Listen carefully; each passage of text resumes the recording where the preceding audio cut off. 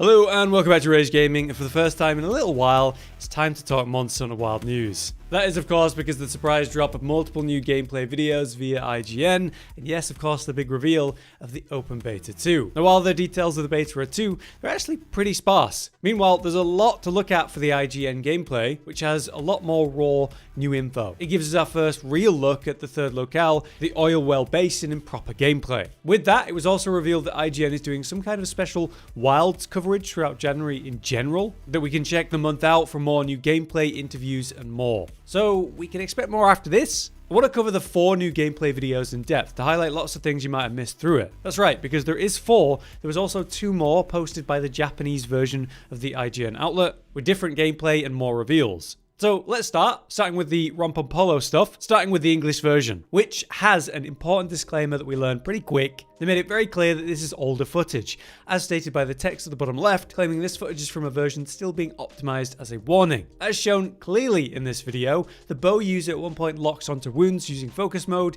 in a familiar, very quick way like Beta 1. We've been shown in the balance update clips that the bow lock-on is going to be significantly slower in the proper version we'll be playing at launch, confirming that this is indeed an older build before those weapon changes have happened. So if you're watching this footage and looking at the weapons, don't think about it too much, they don't have the balance changes. Outside of the gameplay we'll cover, there was also a small write-up article about the experience. Not a lot of info there, but there were a few things to hear. Like one of the details in regards to the new chill mantle bugs. We see those on the UI as the hunter is just in an area, but we never actually directly saw them pick them up and use them. IGN tells us in that article that the chill mantle bugs can be used to offset the effects of the scorching heat during the fire spring and also counter some monsters that are heat related. Seemingly similar to like a cold drink, but maybe used more directly or offensively. Maybe we can even like deheat a jerrycan with it. We're also told that the developers designed the oilwell basin based on inspirations from the deep sea. And if you stop and look at the locale, you've got that kind of alien, almost otherworldly vibe to it that the deep sea kind of has.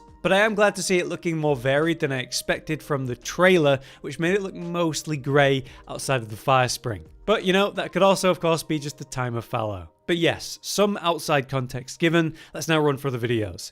Right off the bat, we see that this hunter is wearing the awesome Rompopolo armor set. This is the version with the Plague Doctor mask, with those big red eyes, just like Romp himself. This happens though in Area 7 when we first encounter him. It is an interesting area, lots of horizontal beams above that come into play for a different monster. With that, there are also wedge beetles here that you can grab onto, so there's surprisingly good vertical options in an area like this. Another thing that you'll notice, maybe, is that there's white sharpness for all the weapons that we see the different gameplays of. So on that note, I want to say we probably don't want to think too much about this. People said that this suggests it's high ranked footage, but I just don't think it's that clear. It seems like across the board, the devs may have just given all the weapons white sharpness, just for the purpose of gathering good gameplay footage. So yeah, I'm not sure we can take anything from it. One interesting note with a sneak attack that occurs is this on the side, this UI pop-up, Hunter Assassin and Celestial Wonder, unlocking a new award and then also a new nameplate. So it seems like some sort of like mini achievement system exists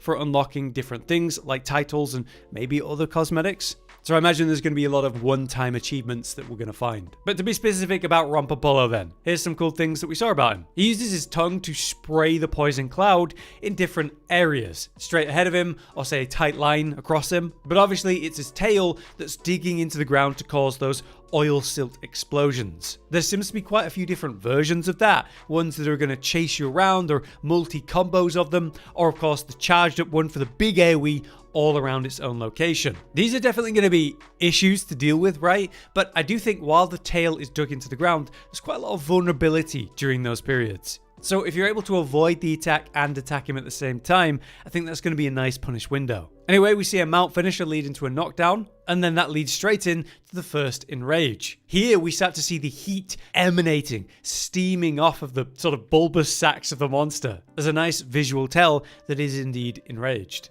Now, when it digs the tail into the ground, those explosives come from below a lot faster with more aggressive tracking. This can also be comboed multiple times, but again, also looks like a great time when it's exposed, pressing the tail into that location and not really moving. Later on, we get a look at some new small monsters shown in the trailer, alongside a little encounter with a jerrycan. 2 new small monsters that we saw in the trailer, but now we get like a proper look at, and their names. These are the Geladron and Cranodath. The Geladron appears to be a new amphibian type, a slow-moving kind of chunky lizard. People are already in love with this. This was confirmed when the player was near a body to potentially carve, just like with the other one, which is the Cranodath. These are like raptor types that have these almost rock formations on their head that they use like blunt weapons.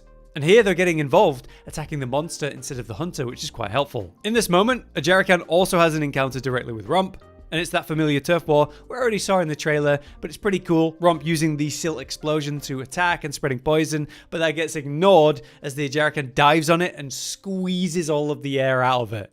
Now we'll skip forward to reference the oil silt spouts in Area 10. As the tooltip tells us on the side, you can use combustible objects like torch pods to ignite these for a big explosion. Now via the UI, we also saw in this locale a sling ammo called Spark Flint, so that could also be an option, I believe. Either way, it's a new locale specific environmental trap that we can use, and we do see the hunter use torch pods to blow it up right under Rump for a hefty 444 damage, almost like dropping a boulder. But now as the fight continues, the hunter pulls out a heavy bowgun, and that bowgun appears to be the Duna heavy bowgun. It's got that bulky nature like the whale herself, but there's also roughly the right sort of purple and reddish orange colours like when she's revealed, maybe say during the time of plenty and when she's sort of de-winged. The weapon itself has those little wings on the side as well as another tell. But another detail about this that's interesting is the special ammo, using, the meter. It's almost like a pierce version of the ignition. This might suggest that there's more options for your ignition types, depending on what weapon you're using with the bowguns. Maybe the attachments. We obviously can't say for sure, but something's going on there. Here, the monster is taken down, and that causes Rampampolo to deflate in a pretty horrifying way. People think he looks super disgusting like this, but almost in a good way, like, Kezu or something. But here, the skin becomes stretched and saggy, and Rump just runs away. Later found sucking up oil, and that seems to be how it sort of pumps itself up like a balloon. But I'm imagining when it's deflated like that, its attacks are a lot less dangerous. Next, we had a different clip of the hunter using the bow. This is what gave away the whole, older version without the balance changes. But using the bow, Rampampolo gets defeated in all its deflated, horrifying form. There we get a look at some real colouring of it, which is surprisingly colourful. Normally it looks so one note dark, but really it's like a teal blue with stripes of black and purple hidden under it. So pretty cool to see. But that brings us to video 2, the Japanese Rampampolo hunt. Here we see the Ajarakan armor in full display with a hunter using a hammer, and it looks really cool. This armor set has this kind of shell coming up the backs of the two shoulders, coming over the head, just like the monster itself. Another thing that I saw in this footage specifically was in Area 10, when the player's running through the oil in the ground that's basically waist high. It's just a cool detail, like you're running through snow or something, but instead it's this thick oil. It doesn't seem to affect you too much though. It leaves behind this trail, which is technically impressive, but it doesn't seem to slow you down or give you a debuff, so yeah, maybe not too invasive. Through this gameplay, you'll also get a look at the gun lance and the insect glaive if you are interested. For example, that appears to be the balahara insect glaive if you want to check that out, but obviously it's the old version of the weapons. But very cool at the end of this hunt compared to, say, the English version.